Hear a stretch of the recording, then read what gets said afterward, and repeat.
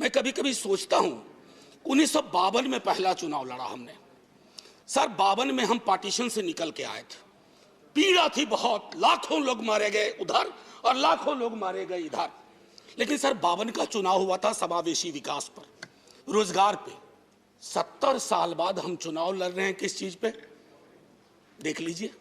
मुझे तो कभी कभी ताज्जुब होता है कि पाकिस्तान में चुनाव हमारे नाम पे नहीं होता है, लेकिन हमारे यहां चुनाव पाकिस्तान के नाम पे होता है। अमन जी, अब मैं तो कह रहा हूं कि जिन्ना कहीं भी होंगे सोच रहे होंगे कि जो जीते जी मैंने नहीं पाया, भाजपा वालों ने मुझे मरने के बाद दे दिया। कि बाद हमारे यहां इस रवायत की शुरुआत हुई, उससे पहले हमारे यहां ये परंपरा नहीं थी। एक और ऐतिहासिक तथ्य जो मैं सदन के अपने साथियों के समक्ष रखना चाहूंगा कि 1950 में भी 31 जनवरी को ही अभिभाषण हुआ था। 31 जनवरी 1950, जब हमारे तब के महामहिम डॉक्टर राजेंद्र प्रसाद, जो बिहार से आते थे, देश के सर्वमान्य नेता थे, उन्होंने अभिभाषण दिया था। तो 72 वर्ष बाद ये एक संयोग है, लेकिन 72 वर्ष के अभिभाषणों के दायरे में अगर सर सोचे तो कई चिंता की लकीरें हैं, और चिंता की उन लकीरों को हमने अभिभाषण के पक्ष में, अभिभाषण के दौरान नहीं देखा। इसलिए मैं शुरुआत करूंगा कि बेवफा बावफा नहीं होता, बेवफा बावफा नहीं होता, वरना इतना बुरा नहीं होता। हमने तो सोचा था, बाद लुटने के ये पता चला कि रहजन रहनुमा नहीं होता। खैर, बहरहाल सर, मैं कुछ छोटी छोटी चीजें इस संदर्भ में रखना चाहूंगा। सभापति महोदय, मुझे पता है कि इस संदर्भ की गरिमा क्या है। राष्ट्रपति का अभिभाषण एक बहुत बड़ी चीज होती है, देश का एक ब्लूप्रिंट होता है, एक दिशा और दशा देने की कोशिश होती है। हम विपक्ष में हैं, लेकिन देश की दशा और दिशा से चिंतित अगर हम हैं तो अभिभाषण की पंक्तियों में भी वो चिंता की लकीरें दिखनी चाहिए थी। जब वो चिंता की लकीरें नहीं दिखती हैं तो एहसास होता है।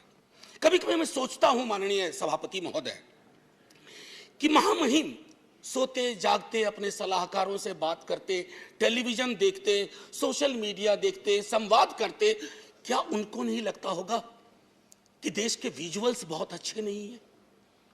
छात्रों पे आंसू गैस के गोले क्या मांग रहे थे? चांद नहीं मांग रहे थे, नौकरी मांग रहे थे।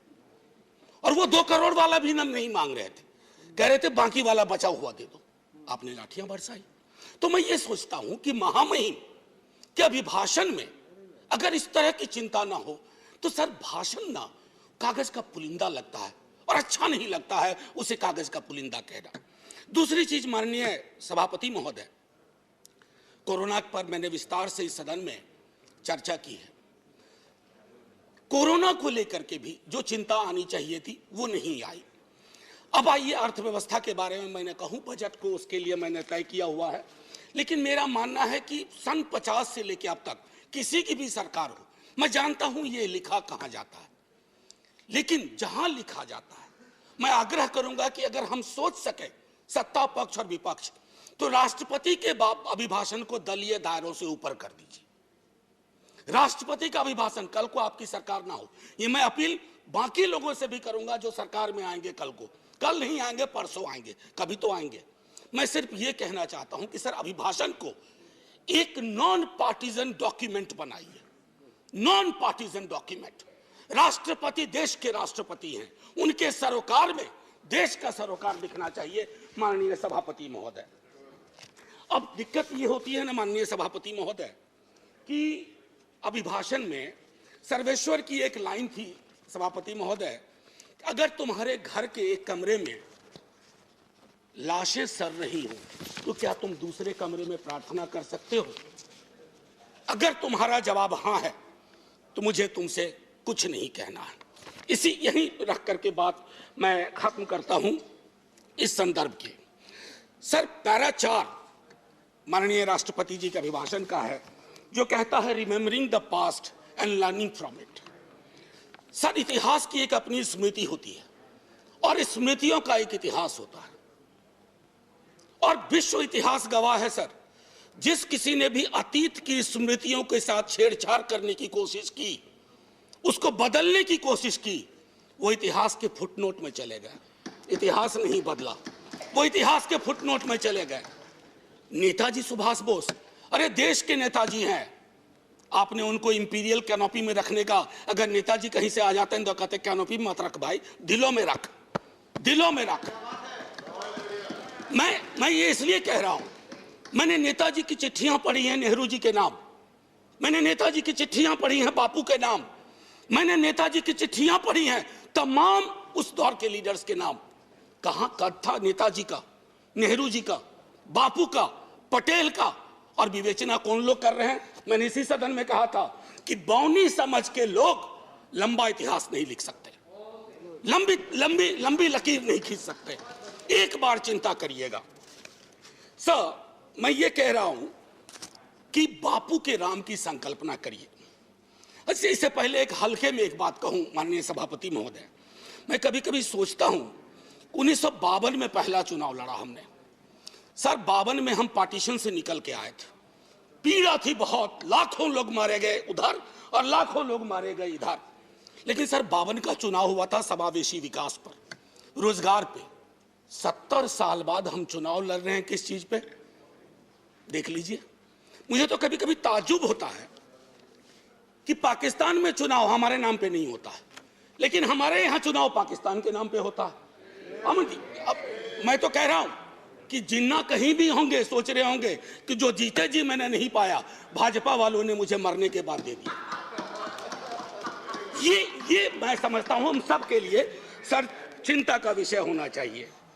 सर मैंने कहा था कि बापू के राम, जब इतिहास की बात करते हैं सर, ये किताब है प्रार्थना खंड, बापू की किताब है, बापू की प्रार्थनाओं का संकलन है। मैं आग्रह करूंगा सब पढ़ें।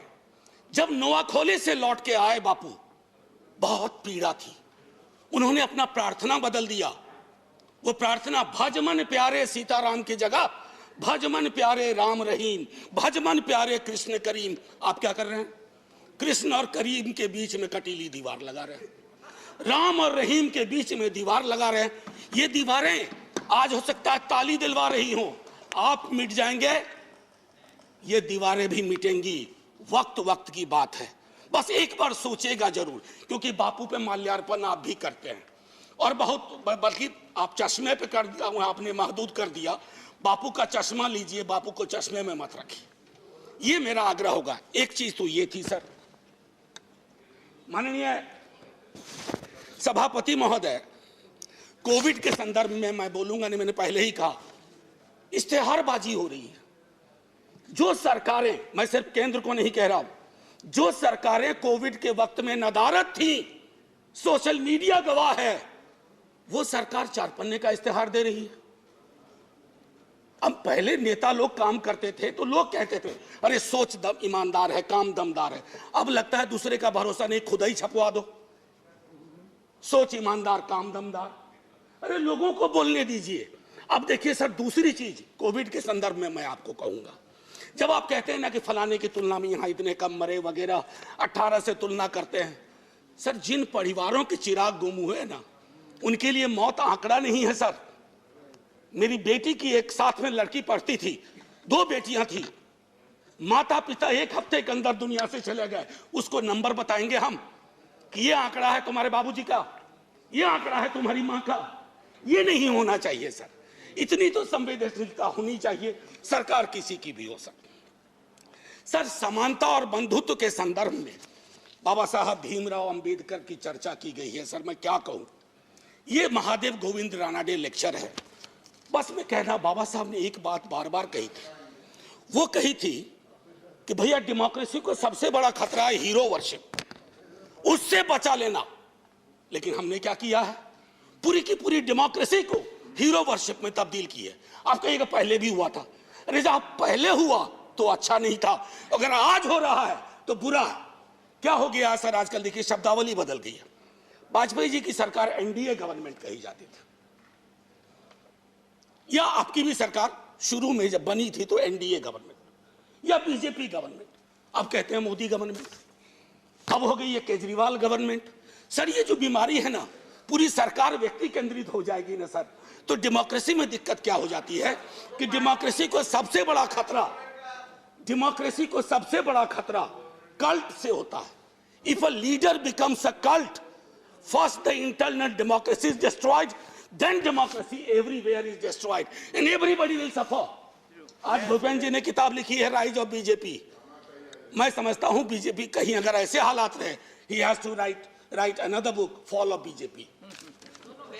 सर अब मैं ये कहना चाहता हूं, जब प्रजातंत्र का मूल है अपने साथियों के लिए आदर और सम्मान की भावना, प्रोफेसर जी आपका बहुत अच्छा लगता आपका टाइम सर, मैं बस एक आध 2 मिनट लूंगा, उससे ज्यादा नहीं सर। मैं ज्यादा वक्त नहीं लूंगा, इसलिए भी कि वक्त भी अच्छा नहीं चल रहा है। सर माननीय महामहिम कहते हैं प्रजातंत्र का मूल है अपने साथियों के लिए आदर और सम्मान की भावना। मैं आग्रह करूंगा सबों से, सिर्फ आपसे नहीं, हमारी शब्दावली क्या हो गई है एक दूसरे के लिए। हम युद्ध की शब्दावली का इस्तेमाल करते हैं, हम चुनाव लड़ते हैं एक दूसरे के खिलाफ। किस तरह की शब्दावली का बिहार चुनाव में प्रयोग हुआ और किस तरह की शब्दावली का अभी चुनावों में प्रयोग हो रहा। अरे चुनाव कोई जीते, कोई देशद्रोही नहीं है इस देश में। हमारे आपकी संकल्पना में फर्क हो सकता है, ना मैं आपको देशद्रोही मानूंगा, ना आपको अधिकार देता हूं कि आप मुझे देशद्रोही कहें, क्योंकि तराजू पे तौलिएगा तो शायद चिंता आपको अपनी होगी, मेरी नहीं होगी। ये मैं कहना चाहता हूं। कहां से देशद्रोह का मामला आ गया सर? अब मैं एक एक कर करके खत्म ही करूंगा। मैंने पहले भी कहा था और दोहरा रहा हूं सर, ये जो पूरा का पूरा डिस्कोर्स है, विमर्श, सबको बैठ करके राजनीतिक विमर्श बदलना चाहिए, सब खत्म हो जाएगा सर। अब आइए पारा 15, 1 मिनट और लूंगा, 1-1.5 मिनट। फूड सिक्योरिटी को लेकर के बड़ी बड़ी बातें होती है सर। गोदाम से पेट तक की यात्रा सुनिश्चित नहीं करवा रहे हैं आप, अन्न का भंडारण आपको है, लेकिन हासिल क्या है? 116 मुल्कों में आप 101वें नंबर पे हैं। भूखमरी, पेट की लानत सबसे बड़ी लानत होती है। अगर मंदिर भी बनवा रहे हैं तो उसमें प्रसाद चढ़ाने के लिए पैसा चाहिए, अगर मजार पे जा रहे हैं चादर चढ़ाने के लिए पैसा चाहिए। लोगों के पास कुछ बचा नहीं है, ये चिंता नहीं होनी चाहिए। मैं जानबूझ करके प्रेस फ्रीडम इंडेक्स की बात नहीं कर रहा, मैं जानबूझ करके डेमोक्रेसी इंडेक्स की बात नहीं कर रहा हूं, क्योंकि शांता छेत्री जी के सवाल को खारिज करके आपने विंडिकेट कर दिया कि उनकी भावना क्या थी। सर पैरा 70 आखिरी ही है, पैरा 70 में आते हैं एक भारत श्रेष्ठ भारत। सर बिहार इसमें आता है या नहीं आता? या बिहार से 39 सांसद ले लिए, बिहार का काम खत्म? सर मैंने पहले भी कहा था, अब बिहार ज्वालामुखी के ढेर पे है। लालू जी के टाइम से उस सदन में बात शुरू हुई, फिर राबड़ी जी हमारे मुख्यमंत्री, अभी नेता प्रतिपक्ष मुख्यमंत्री नीतीश कुमार जी और पूरा भी भाजपा का बिहार विधानमंडल दल हाथ जोड़ के प्रधानमंत्री जी से कहा कि प्रधानमंत्री जी बिहार को विशेष राज्य का दर्जा दीजिए, दर्जा दीजिए। ये खैरात नहीं है, बिहार नहीं तरक्की करेगा तो देश की तरक्की में कभी 4 चांद नहीं लगेंगे, 2 चांद छूट जाया करेंगे, क्योंकि वो दोनों चांद पूर्वांचल से आएंगे। इसका आपको ध्यान रहे। सर मैं एक आखिरी कहूंगा, चंद्रशेखर जी के साथ बहुत लोगों ने काम किया है, उन्होंने एक बात कही थी बड़ी मार्मिक, रहबरी के सवाल में। घर के डिजाइन में आमतौर पर मतभेद हो सकता है सामान्य दिनों में, लेकिन जब घर में आग लगी हो ना तो डिजाइन में मतभेद नहीं होता है, सबको मिलकर आग बुझाना चाहिए। आज वो परिस्थितियां हैं। मैं इसलिए कह रहा हूं कि उन्होंने भी असंतोष के लक्षण बताए थे बिहार जैसे राज्य में, कि दिल्ली की नीति और नीयत की वजह से। मैं आपसे आग्रह करूंगा आपके माध्यम से कि महामहिम संज्ञान लें। और आखिरी सर ये किताब है, मैं आग्रह करूंगा कश्मीर के बारे में। मेरे दोस्त, मैंने बार बार ये कहा है कि कश्मीर जमीन का टुकड़ा नहीं है, जम्मू जमीन का टुकड़ा नहीं है, लद्दाख जमीन का टुकड़ा नहीं है, जिंदा लोग बसते हैं। अगर आप यहां से नॉर्मल बोलते हैं तो घाटी में नॉर्मल लगना चाहिए। और मैं इसलिए भी कहूं कि ये लाल चौक एक यंग लड़के ने लिखी है सर, बिहार का लड़का है, उसने ये बात लिखी है और कहा है कि नॉर्मैलिटी कैसे रिस्टोर की जा सकती है। सब पढ़ें। और आखिरी में sir 30 second sir, north east के बारे में चर्चा हुई, 14 सिविलियंस की बर्बर हत्या हुई। क्या वो भारत के नागरिक नहीं थे? क्या उनके लिए एक शब्द नहीं होना चाहिए था? इसलिए मैं कह रहा हूं कि अभिभाषण सादा डॉक्यूमेंट ना हो, दर्द और पीड़ा हो, उसमें सब कुछ हो, ताकि वो हमारा अभिभाषण हो, आपका अभिभाषण हो, सबका अभिभाषण हो। बस इतना कह करके सर, जय हिंद। Thank you. Now